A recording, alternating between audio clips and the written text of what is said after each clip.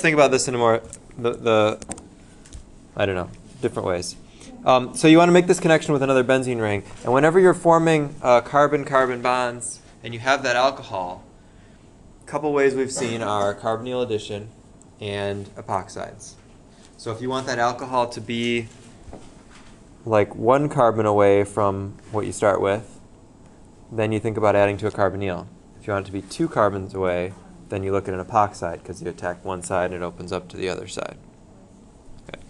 So in this case, I would look at a product like this and see this as coming from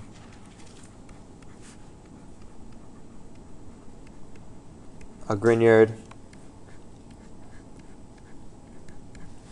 combined with, I'll try to keep this consistent here,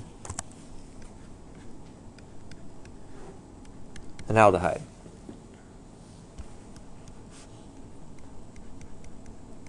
And water workup. So something like that. Yeah?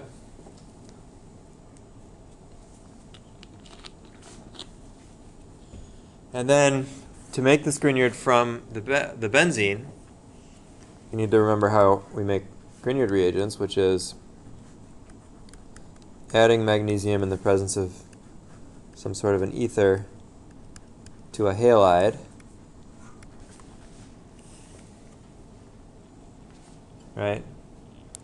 And then this is what we talked about yesterday, electrophilic aromatic substitution with bromine and iron tribromide. Okay. So we'll be talking about those types of syntheses a lot. Let's try another one.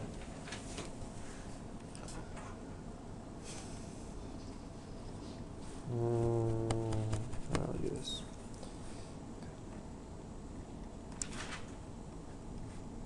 Could you do like a halogenation with like a chlorine instead of bromine there, or?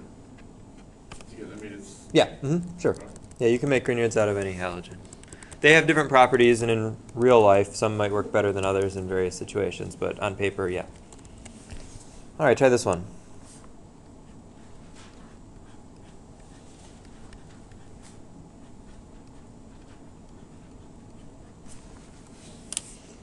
Most of you, again, fell prey to the working forwards instead of backwards.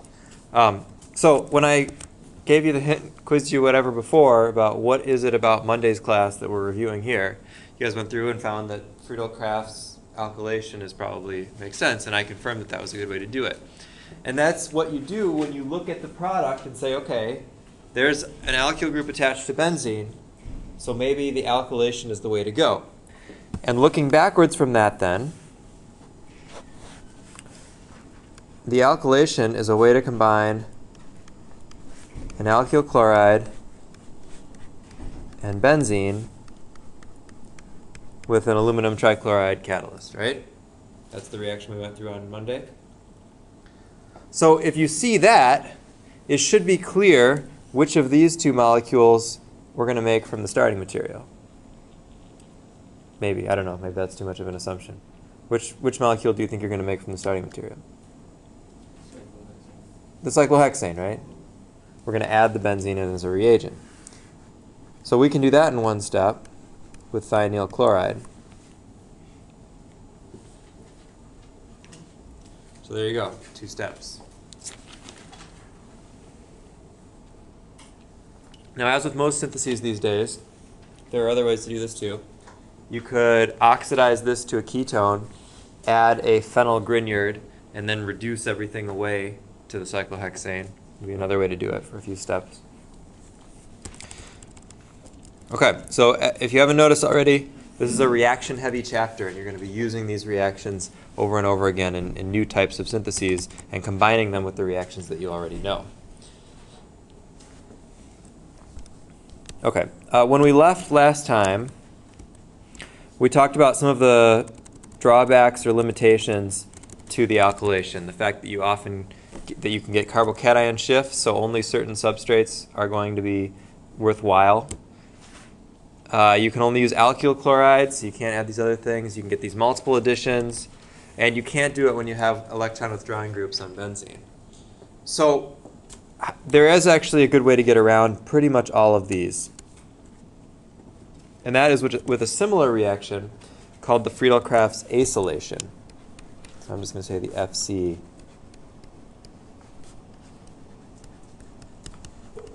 Acylation. Anybody know what an acylation is? Something that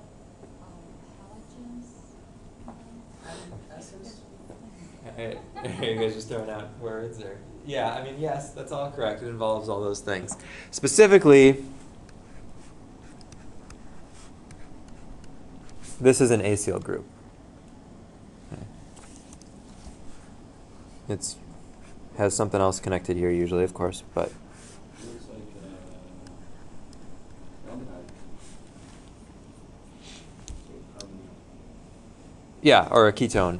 I mean, it's because it's got an R group there, yeah, depending on what's on the other side. So we're talking about here pretty much making ketones. The reaction looks very similar. You start with your benzene. You react with an acyl chloride, which is this, and aluminum trichloride.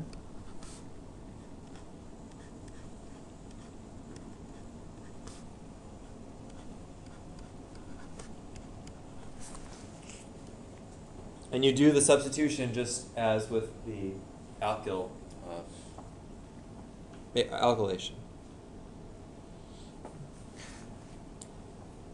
We're going to see the same kind of effect where we're making a particularly strong electrophile. So the acyl chloride, just as before, can react with the AlCl3, which is a good Lewis acid, to form this kind of an adduct.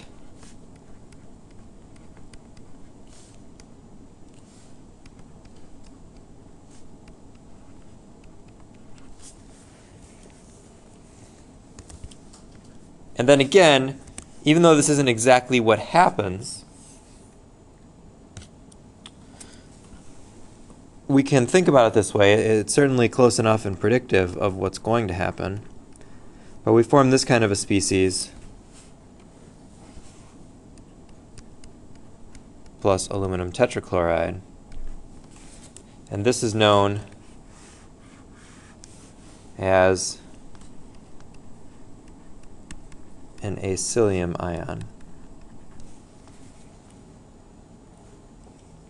So the same thing, we're taking that chlorine off, making a very positive, very reactive thing that can then react with the benzene. So, as practice and review from Monday, draw the mechanism of this reaction without my telling you. I'll give you the hint. It's the same as all the other ones, but with this different electrophile. Let's quickly go through it again. Make sure you all got it.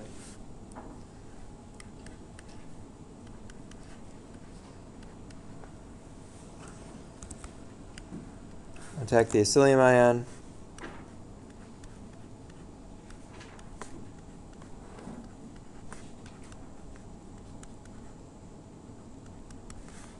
Deprotonate.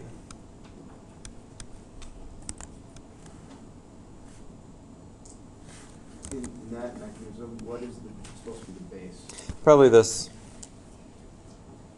What? Oh, sorry, the aluminum tetrachloride or the solvent. Depends what. Yeah, I'd say it's more likely the solvent. Whatever the solvent is probably the base. We don't need to specify. Yeah, I didn't specify that. Change from reaction to reaction. Okay, so the great thing about this reaction, well, okay, maybe great thing is a little strong, but when you have a product like this,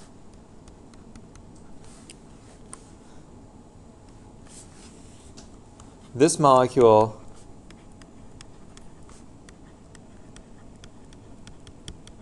is less reactive to electrophilic aromatic substitution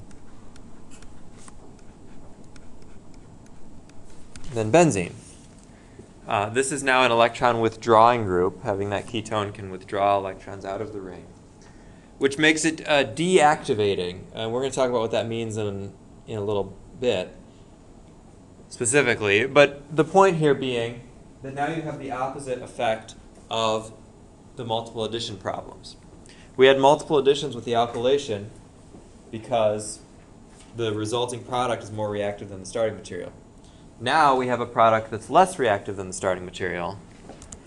So you tend to get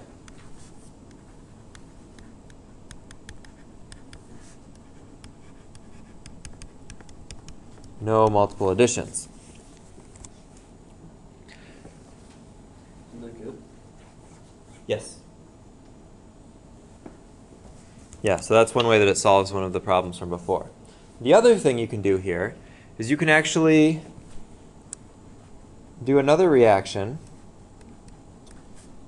to get rid of that benzylic carbonyl. It's known as a Clemmensen reduction and involves zinc amalgam, which is zinc alloyed with mercury, heated up with some acid. It's a rather unpleasant reaction That's it. because of the mercury, the strong acid, and heat. Where's the mercury in paper? Yes, depending on the temperature. So do it in the hood. This is known as a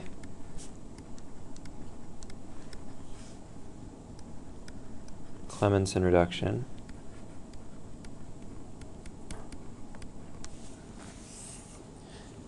And why is this important? Well, look at that product. That was a product, if you recall, that was impossible to make through Friedel-Crafts alkylation because of the carbocation shifts. Right? If you try to do this,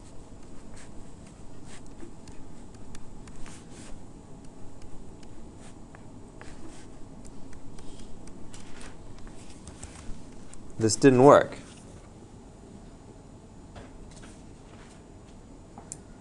Instead, you'd get mostly the secondary product, the sec-butyl product, because of the carbocation shift. So this is a way to get around that problem as well. If you want to make a long chain a long straight chain attached to benzene, or if there's something in something you want to make that you know would be susceptible to a carbocation shift, well, you can do it this way,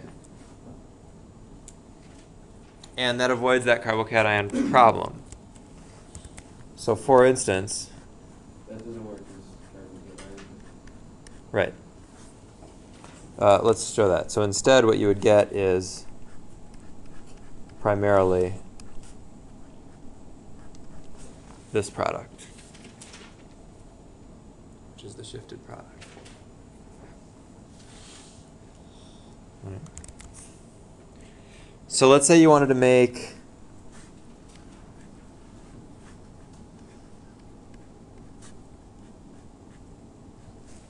this isobutyl product.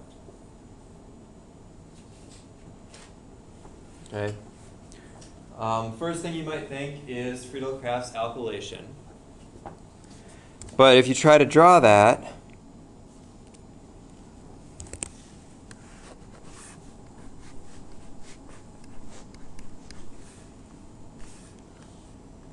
well, let's not do it this way.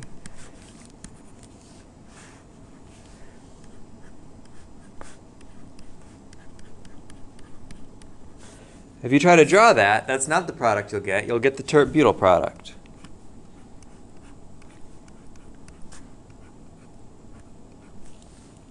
Because of the carbocation shift. So the only way to do this is through the acylation followed by the reduction.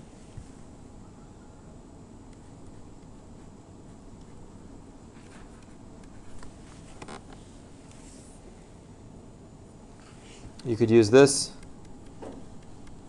acylation followed by the reduction. And that would actually get you the product that you want.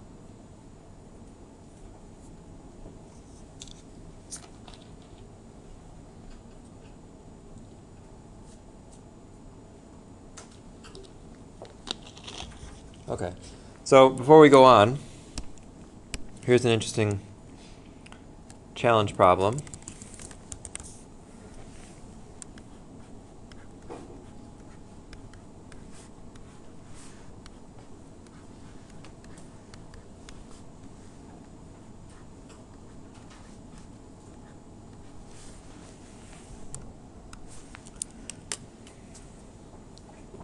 How would you do this one?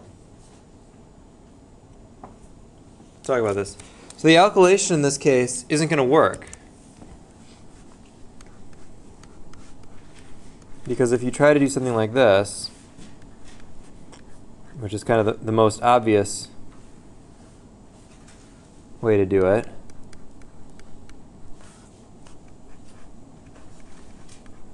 you're going to get actually a methyl shift on the carbocation.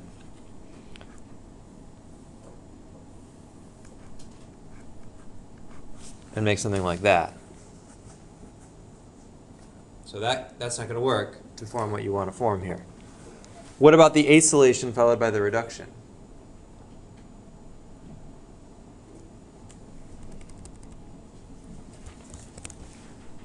Well, that's actually not going to work either. Because there's no acyl group that you can put in there. Because there's too many carbons. If you try to do something like this,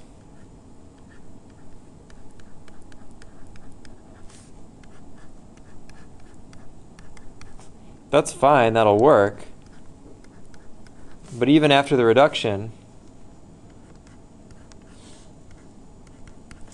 that doesn't really get you any closer to the product. I mean, I guess it's closer, but that still doesn't get you the product, right? You can, if you do that, you can do a few things to get on. Oh, you mean to? No. The addition of the methyl. Yeah, you can just you can put that in with LAH and OH. It's gonna turn it into into An alcohol?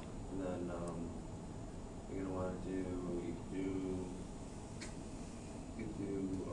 SOCl2 and whatever it was to change that into chloride. Okay. And then from there you could use Mg and then But then what? I don't know. Because you only want one carbon on there, right? Yeah, so the moral of the story is that neither one of these things are going to work, so you have to go back to some more complex figuring about this, okay? And I'll leave that to you to play with on your own when you have more time, but yeah, there will be various, it's a longer synthesis than it looks because you can't use any of those simpler reactions. So you can think about brominating and then making a Grignard and doing things that way. There are various ways you can get this to work, but it's going to take a few more steps. Okay. Now let's talk about what happens when we do reactions where we already have something on the benzene. And this is kind of like what we did in lab last week. So let's say you have toluene.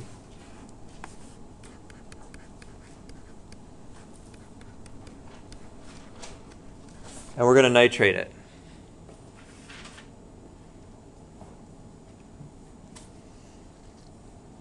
What's the product? Well, it's actually not totally clear, right? There are 3 possible products here.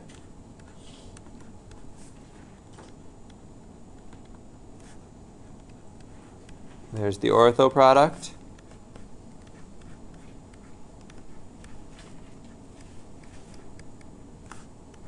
The meta product.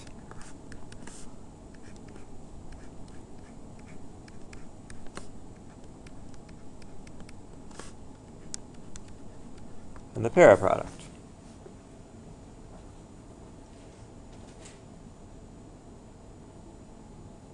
So putting one more thing on there complicates things a bit. Also, interestingly enough, this reaction is about, toluene reacts with these reagents about 25 times faster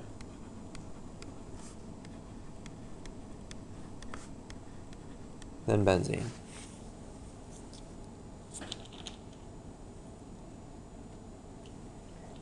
So not only do we have to figure out what's going on with this mixture of reagents, but we have to account for the fact that this is a much faster reaction. The fact that it is faster means that we say that the ring is activated. That's just terminology. But we say that toluene, that methyl group actually activates the ring toward electrophilic aromatic substitution. All right. Well, let's actually look first at the data of what happens, and then we'll try to piece together why. Now, if you do this, you get about 63% of the ortho product, about 3%, so virtually nothing of the meta product, or very little, and 34% of the meta product, or the para product. All right.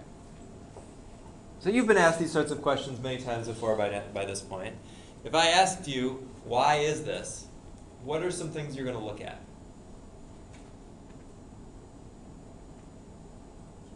Resonance.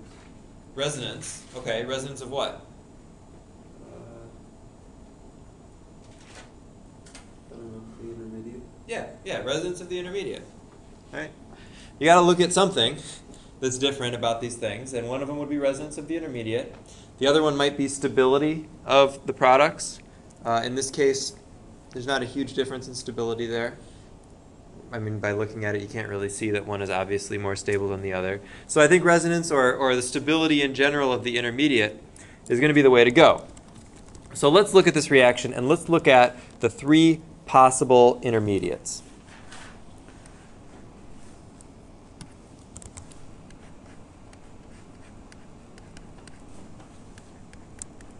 So here's a toluene.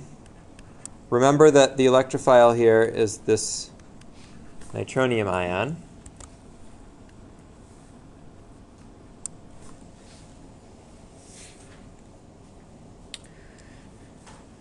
And there are sort of three possible intermediates here.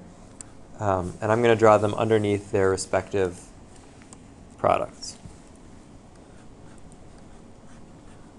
So to get the ortho product,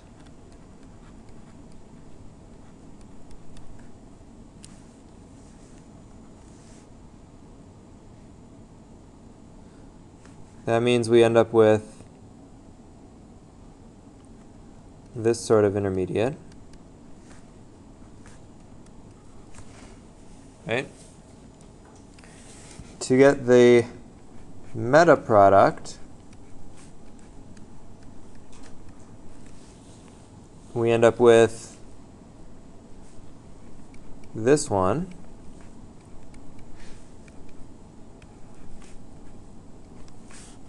And to get the para product, we end up with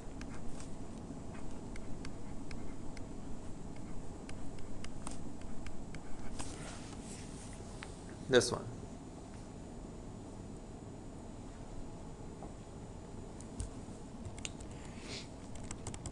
All right, so let's just take a look at those intermediates now.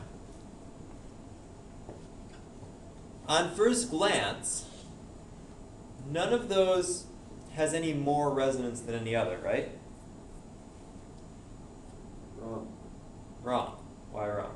I don't know, I thought you were asking a rhetorical question. Oh, no. I mean, it was a rhetorical question, but it's true, actually. Let's draw the resonance for each of these, and then let's take a look at it. So each of these is going to have three resonance forms as these bonds get kind of passed around the ring.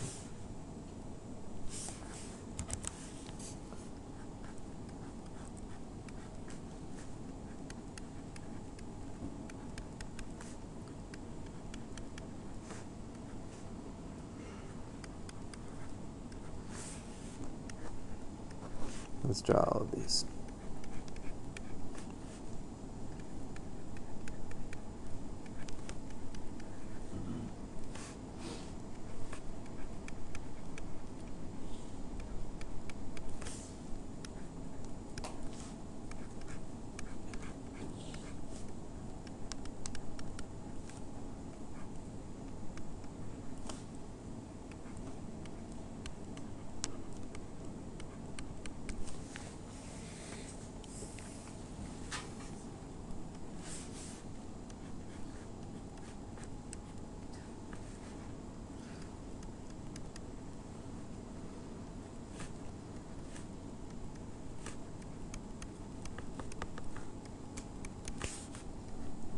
This is the quiet part of class.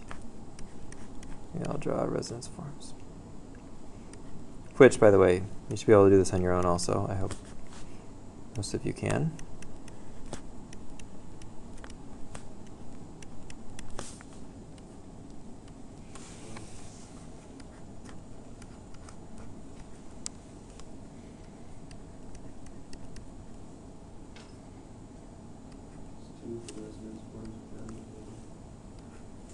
But that's true in all cases, right?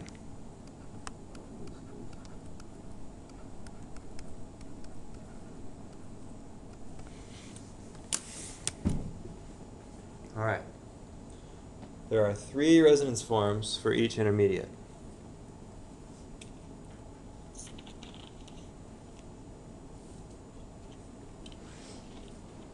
So, why might the first one and the third one, so this one and this one, be more stable than the middle one? Anybody see anything there? We know from the experimental data that we favor the ortho and the para substitution. Is there anything in those resonance forms that shows you why that might be?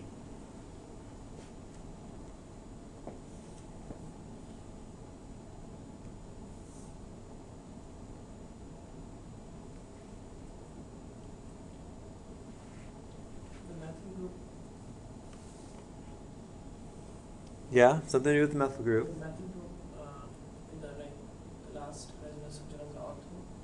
Yeah. The charge is balanced by the methyl group.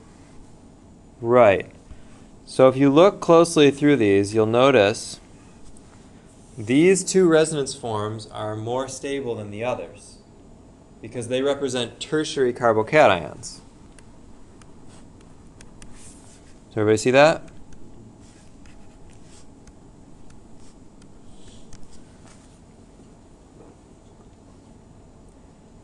In the meta-resonance forms, there are no tertiary carbocations.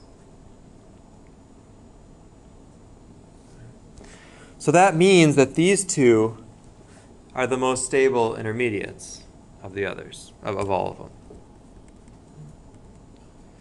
So that means that this resonance form, or this intermediate and this intermediate, are stabilized relative to the meta one, to the one in the middle. Remember that these are all the same thing here, so. Yeah. But if would because it reacts 25 times faster, I mean, would it be so fast? The carbocation couldn't like shift. Oh, it would just choose to go to that one side. Well, you can't really have a shift so much. Yeah, part of that is the speed. The speed with which this will regain aromaticity is faster than the speed at which, or the time the carbocation sticks around. So if there's going to be some kind of a shift, it's to regain aromaticity, not to do this. So we don't see that, but good question. All right, so that explains why the ortho and the para are made more than the meta, which is almost not made at all. So then the final question is, why is the ortho almost twice as much as the para?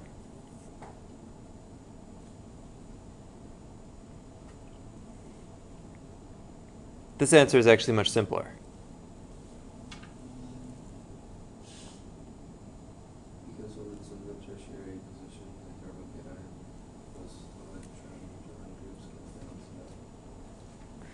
Nope, they're actually, the electron withdrawing groups are actually bad for carbocations.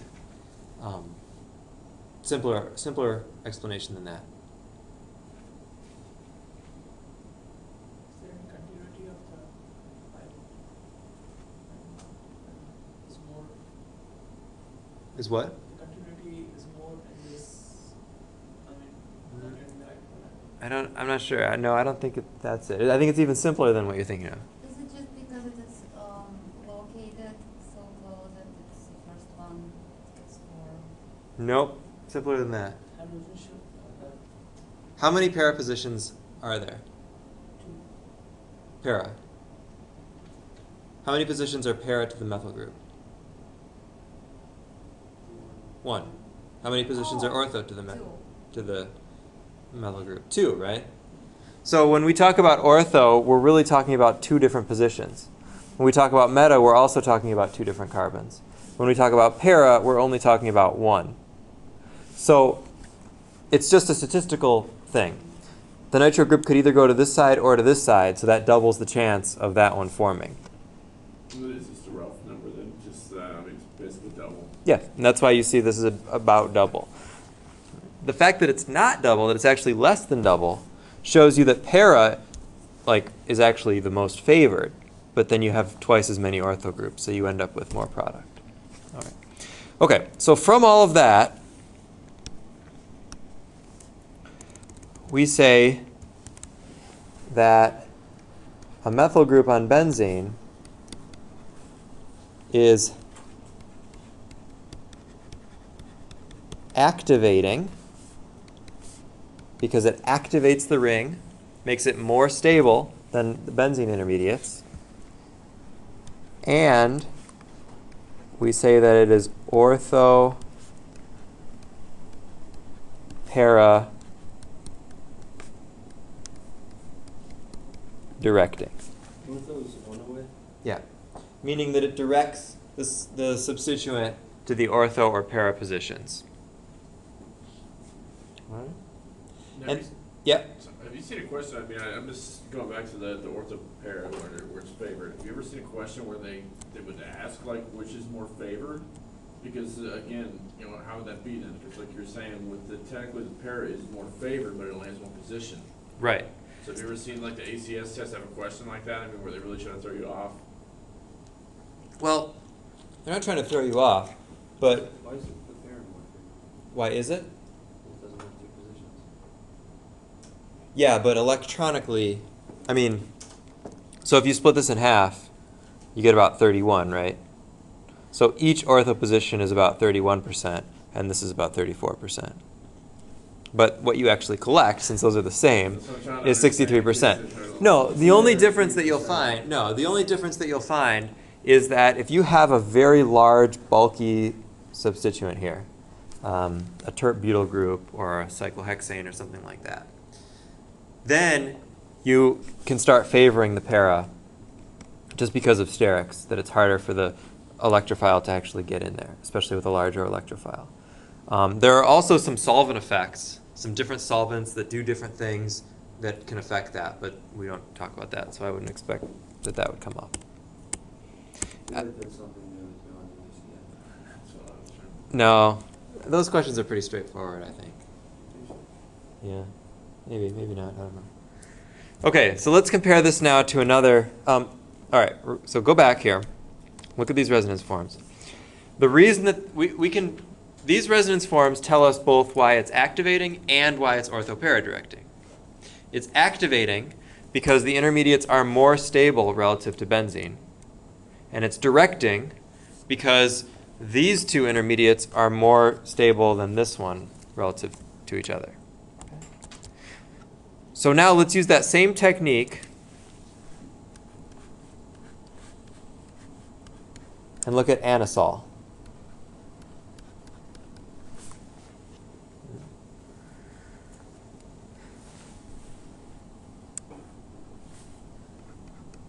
So if we nitrate anisole,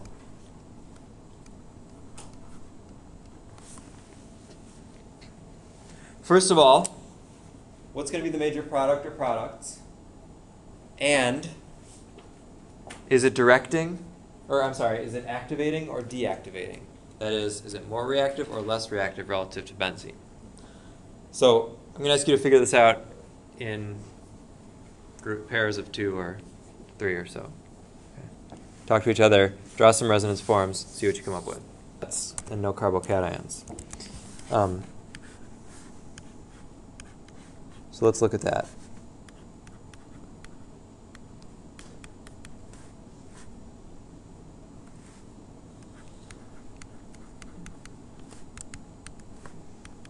So looking at this resonance form, or this intermediate, has an important resonance form. In addition to the other 3 that we drew before, it has this one excuse me, that delocalizes the charge up to the oxygen.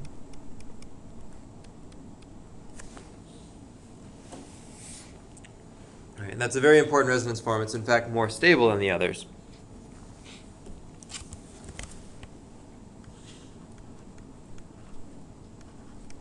More important, more stable, whatever, more contributing, however you want to call that. And you'll see a similar effect also with the para product.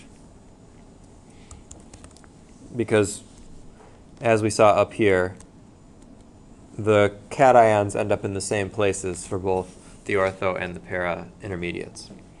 So the major products here are indeed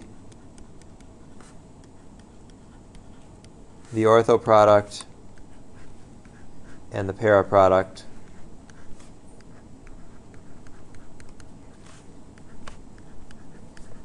In similar proportions to what we saw before.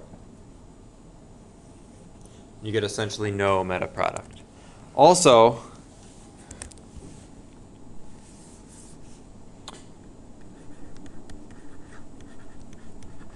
this is highly activating. Strongly activating. That's a better word. Let's try it. Are you still going to see more ortho? Yes, you're still going to see more ortho than para because of the... 2 positions compared to 1. Actually, no, that's not true. Sorry. In fact, you get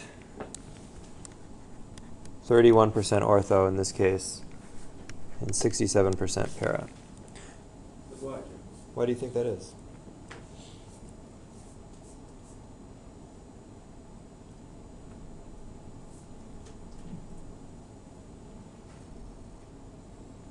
Oh, because for the ortho, there's only one spot that carbocation actually. Oh, never mind. No, it's the opposite. In this case, it's most certainly a steric issue. Right. And how can you predict from the reaction how much percentage? You can't. Those are experimental data. You can say this is an ortho-para director, and you'd expect to get ortho and para products. You can't really predict which way it's going to go. But you can say the larger that group is, the larger this group is, the more it's going to favor the para, just because it's taking up its room. If you imagine what that looks like, toluene, the methyl group, is kind of right there. With anisole, it's over and kind of curved over, so it's actually closer to the ortho hydrogen there. So the steric index is being lower in the ortho product. Right. Right. Right. Okay.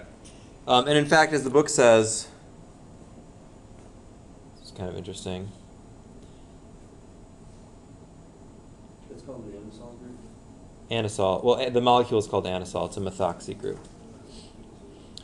But if you actually brominate anisole just without even any iron co-catalyst or anything, you get triple addition because the ring is so activated. And that's true with anilines as well, that they're so reactive that they're sometimes difficult to deal with. All right. Yeah.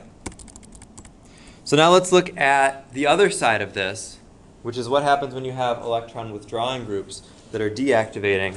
And just to take a wild guess, how do you think they're going to direct? I don't know. Right, they're going to be meta-directors. To see why that is, we can look at something like nitrobenzene.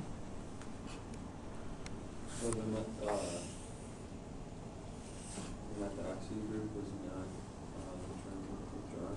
Right. And when we get to halogens, which we'll probably get to it today, we'll just take a little more time. Halogens will actually be electron withdrawing, but still orthopara directing, and it'll be kind of a weird middle ground. So we'll see that. Sorry, but the oxygen is not withdrawing enough to compensate for that lone pair effect. All right. So remember that a nitro group looks like this.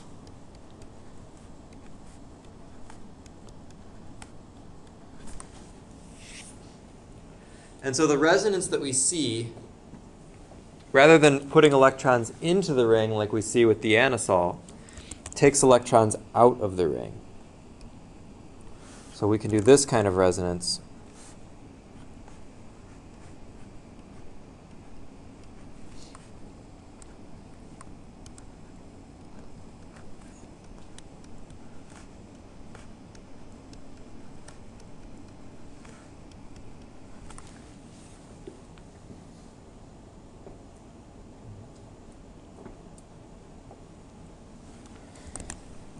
And then you can look at the other two resonance forms as well.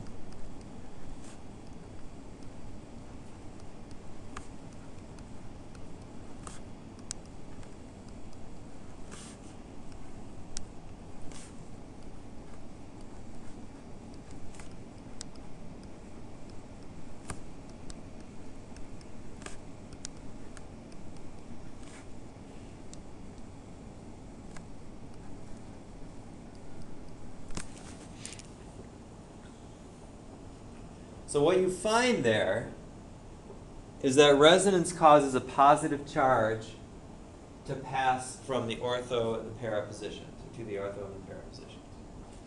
And since this is electrophilic aromatic substitution, the aromatic ring is the nucleophile. So an electrophile is unlikely to go to the positions that have a positive charge. Remember, all our electrophiles from before are all positively charged. So they're not going to go somewhere that is also positively charged. What all of this kind of comes down to is that in the overall structure, you effectively have partial positive charges at the ortho and para positions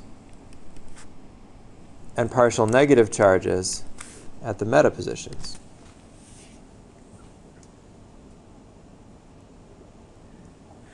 So these end up being where the electrophiles are directed to when you have deactivating electron withdrawing groups.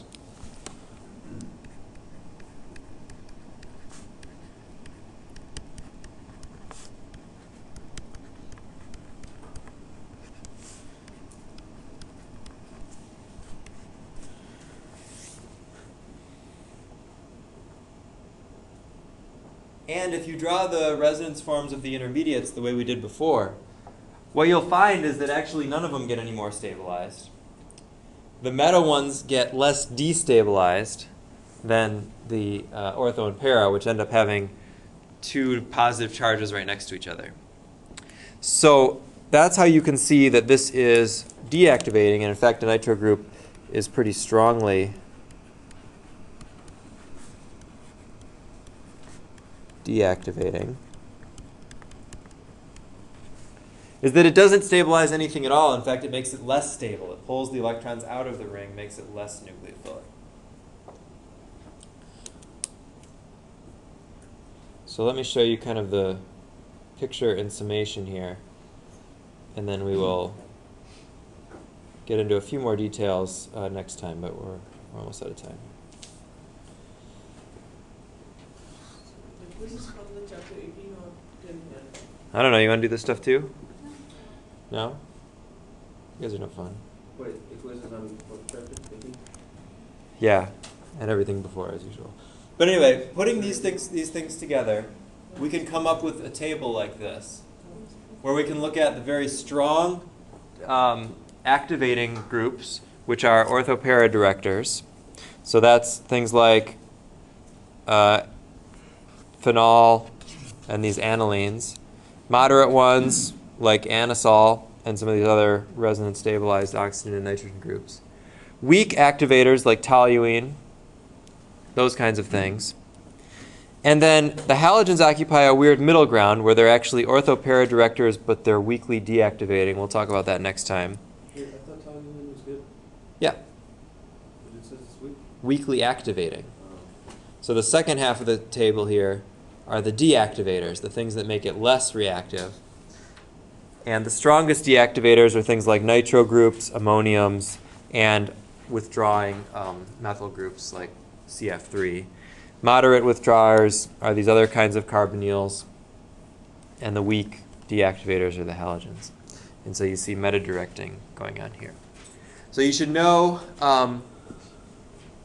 this table, not necessarily to memorize it, but to know why these different groups direct the way that they do, using the reasons that we've just talked about as your explanation. All right, any questions? Okay.